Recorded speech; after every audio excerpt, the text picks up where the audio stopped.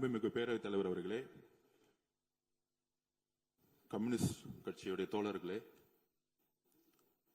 பாட்டாளி மக்கள் கட்சியுடைய தோழர்களே, கண்டிப்பாக மேகதாது அணை கட்டுவது சம்பந்தமாக ஒருமனதாக தீர்மானத்தை மாண்புமிகு முதலமைச்சர் முதலில் கொண்டு வந்தார்.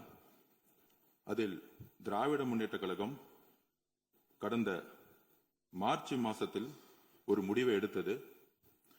அந்த முடிவின்படி மாண்புமிகு எதிர்க்கட்சித் தலைவர் அவர்கள் ஒரு கோரிக்கையை நவையின் முன்பு வைத்தார். அதில் ஆணையம் தொடர்பாக ஒரு கோரிக்கை வைத்தார். அந்த ஆணையம் தொடர்பாக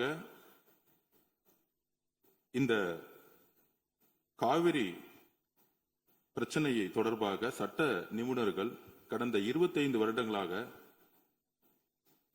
யாரெல்லாம் இதில் பணி செய்தார்களோ, குறிப்பாக உங்களுக்கு தெரியும், தோழர் உமாபதி அவர்கள், முக்கியமாக சட்ட வல்லுநர்கள் போன்ற ஆட்சியில் கடந்த 30-40 வருடங்களாக எந்த சட்ட வல்லுநர்களுடைய அறிவுரைப்படி மாண்புமிகு முதலமைச்சர் அவர்கள் மிகப்பெரிய ஒரு டிஸ்கஷனை கொண்டு வந்து அதன்படி ஒரு மிகப்பெரிய தீர்மானத்தை கொண்டு வந்தார். அந்த தீர்மானத்தில் ஆணையம்ங்கிறதை சில பேர் தவறுதலாக புரிந்து கொண்டிருக்கிறார்கள்.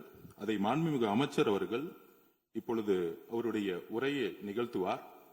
அதில் விவசாயிகளுக்கும் சரி, ஏன் திராவிட முன்னேற்ற கழகம் அந்த நிலைப்பாட்டை மார்ச் மாதத்தில் எடுத்தாருங்கிற நிலைப்பாடும் சரி, அன்றைய முடிவின்படி கம்யூனிஸ்ட் தோழர்களுடைய எல்லா கட்சிகளும் அதை வரவேற்றார்கள். அதற்கப்புறம் சட்ட நிபுணர்கள் படி, அவர்களுடைய அறிவுரைப்படி இதை எப்படி பாதுகாக்கணும் அப்படிங்கிற ஒரே குறிக்கோளோட எதிர்க்கட்சி தலைவருடைய அந்த அமெண்ட்மெண்ட்டை நம்ம எடுத்துக்கிட்டோம். அன்னைக்கு அவையில ஒரு மனதா எல்லோரும் அந்த தீர்மானத்தை நிறைவேற்றணும்.